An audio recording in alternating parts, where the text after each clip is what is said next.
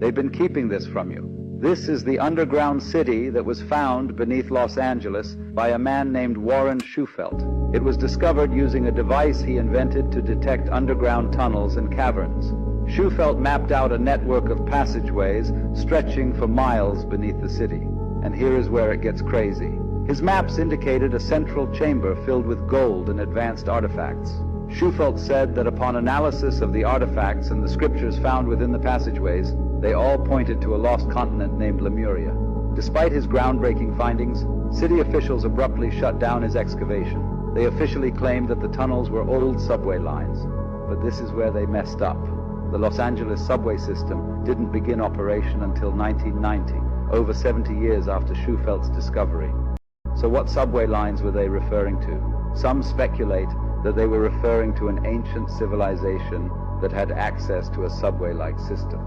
Some have even gone further to say that the city officials had knowledge from the future. They knew that Los Angeles would eventually have a running subway system in the years to come, therefore it would be the perfect cover-up, perfectly concealing its true origins.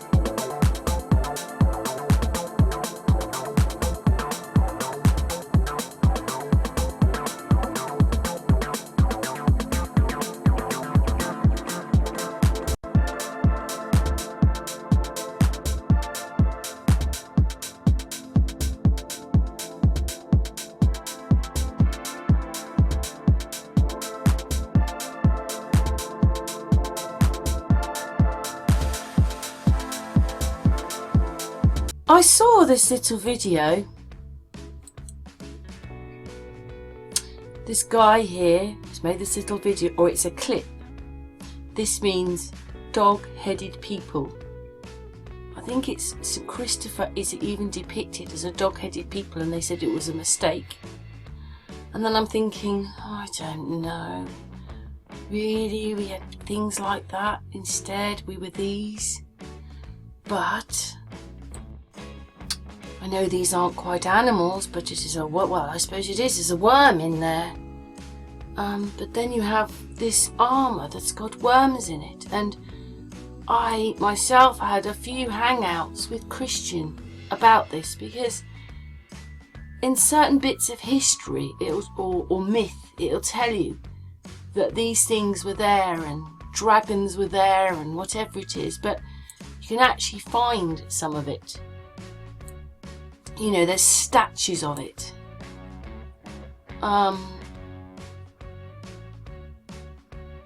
That's another weird one there, like that's got a whatever that is in it. But there are these statues with the worm in it. what does that really mean? Me and Christian couldn't really find the answer to that. There we go. That one I think I just put out because it was someone trying to explain things about armour and stuff. But there we go. Christian hangout. Christian hangout. And another Christian hangout. But we're going to watch a few minutes of this hangout. See there, the views.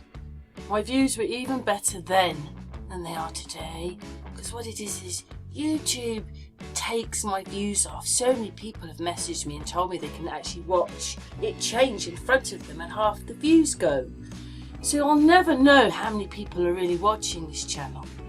And what it is as they're squeezing the life out of my channel, and not promoting me, not monetizing me, my views are going down, and they're going, your views are going down, but they're doing it. Anyway, it just annoys me. But anyway, we're going to watch a little bit of this hangout. Hey, we're here this afternoon or this evening, whenever I put the video out, with our Christian. Christian has a few topics he likes to talk about. One being the worm in the, well, I suppose it's in the armour, isn't it? So, hello, Christian. Hello, and good afternoon to everyone, or good day. Good morning, good evening, good night. Or good afternoon, rather, good night. Yeah, so Christian and I have actually done quite a bit on the worm in the past, haven't we, Christian? We had a hangout about it. I've made some videos and I found out a bit more information, but you don't really know what the worm is. It never says, does it? No, not really, but I mean, my latest opinion would be that the Roman Empire was worldwide at one point, and I think as it's falling, I think what it is that the parasite had entered the Roman Empire from within, and I think that what probably started the collapse of the Roman Empire. Oh, so it's a symbol then, so that's saying the down with the Romans.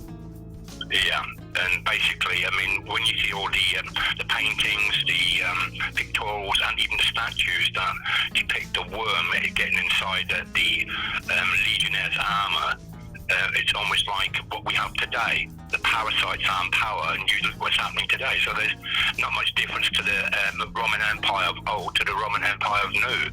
You know, we're seeing a collapse, whether it's humanity as a whole. You know, but it's all more or less connected, isn't it? I just don't quite understand the worm. I mean, it's in stories. That's how we saw it, because it was on the hill, wasn't it? Do you remember? And Yeah. It was about a snake. Was it a snake wrapping itself around the hill? But in there was these things. Yeah. Or are you depicting that once they've killed a Roman, chopped their head off, they stick a worm in there to say, that's it, he's a Roman? Yeah. It's a bit of a weird way of doing it, considering we now know that we're far more advanced than they're telling us. Like, we were making a bit of a joke, weren't we, that we said that Henry VIII was probably riding around in a car, or equivalent to a car, whatever they had in those days. But, you know, I'll be with you in 4 hours, I'm coming on the balloon thing. You know, it was obviously different to they're telling us, so... Yeah, I mean, when you see all the accommodated buildings of the older world, they've all more or less got what you call the fishies each side of the promenade of where the main desks are. So, you know, it's just like the old Roman Empire. You know, all these older buildings are run by government institutions. You know, there is no difference. You know, and you just put things together that it's like, is it the same bloodlines that have followed it down throughout the ages? You know, and you make the connection that what's going on today is like the old dragon has raised its head again, you know. Yeah, but sometimes they draw it a bit like a dragon, don't they? Yeah, this is it, you know, and... I've got one here. Just taking my thing across. I mean, it is a little bit of a drawing, but there at the bottom there in the picture, there, look, it's like a dragon. That is still called the worm. Let's have a look. Let's just see what it says. Fictional descriptions of, but that one's there's a dragon. Yeah, because it's where it starts off. It starts off as a worm. You know, it's just like the Well, that one there, it says Renaissance statue. It's got someone standing behind the headless body of that person with the worm in their head. I know it's stone, but that's what they're showing. They're standing behind it. Yeah, and that's the symbology of the day, I suppose, because in them days they used a bit symbology, a bit more within all their drawings, the pictorials and their paintings, you know. Hey, just 1 second, Christian. 1 second. We're just stopping this just for 1 moment. Hang on, I'm going to look something up. So basically, I looked up the spiritual meaning of a worm. There's a few there. It says strong emotions and keen insight. And it says, when you have an earthworm dream, it tells you that your breakthrough is close. So it's a symbol of breaking through. Yeah. Here you go. What does seeing a worm mean spiritually? Death and rebirth. Yeah. They're a sign of decay, right, a transfer of energy to a new state or body. A new state or body. This meaning reflects that you could be living in insignificant and valueless life. Wow. Well, so, right, we've killed them. Stick a worm in because now they're on their transit to their new life. Wow, kind of makes sense though, doesn't it? You know, for what you just discovered under the meaning of the worm. So basically it fits together quite nicely, doesn't it? You know, kill the body and put a new bit of life into it. You know, the death and the rebirth. Wow. We've used this guy before, his little video on the worm. So we're going to play his little video again. And then we're going to go on to the dog-headed people. When you think you've seen it all, you ain't seen nothing yet. There is a chapel in Florence, and it may just show what was hiding in certain knights' armor. Did you know that certain knights was never seen without their armor? They would even sleep in it, and you would never hear them speak. And when it came to the females, they would have no direct contact. They would get the female to put teardrops into a handkerchief and have it given to them indirectly. What kind of freaky thing is this? They would also get their fellow soldiers to pour water into their armor all throughout the day. What kind of reptilian thing is this? Now let's be realistic. What kind of human could wear this night and day? It's not even practical. How could he even see, let alone fight? To wear this helmet, your eyes would need to be in your forehead. Who remembers Earthworm Jim? I think they was trying to tell us something. And I think they was trying to tell us something in Game of Thrones, because that guy was no longer human. I mean, just look. To wear this armor, your eyes need to be lower than your nose, your arms need to be lanky, and you need to have crow's foot. Sometimes we just can't spell it all out, but you've got to read the signs. Because is it a pesticide sort of thing? Does it mean you're rotten? Have they beheaded you and they put a worm in for victory? Is that inside the armor? And it goes on and on.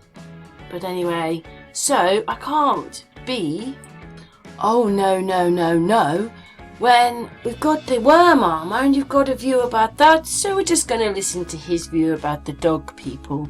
What's your thoughts to all that, just asking? It was not just giants that was left out of the rewriting of our history. Many beings once shared this realm with us. The cynocephaly were one of those creatures. The definition of cynocephaly is literally dog-headed being, but there are documented accounts of them from many civilizations the world over, and not just like a Bigfoot myth. It wasn't just depictions of offhanded sightings. There were great details of their livings and even their occasional combat against us. And even one of the most famous saints of them all, Saint Christopher, was depicted many times as a dog-headed cynocephaly saint, though the mainstream says the reason for this depiction was due to a misinterpretation. So essentially, an artist misinterpreted Saint Christopher And ever since then, they depicted him as a dog-headed saint, because that's definitely how misinterpretations work. As I said, our true history is so distorted, nobody has any clear picture of our true reality. We can only piece together the scraps and hope to form a more complete picture. Question everything, friends. Until next time.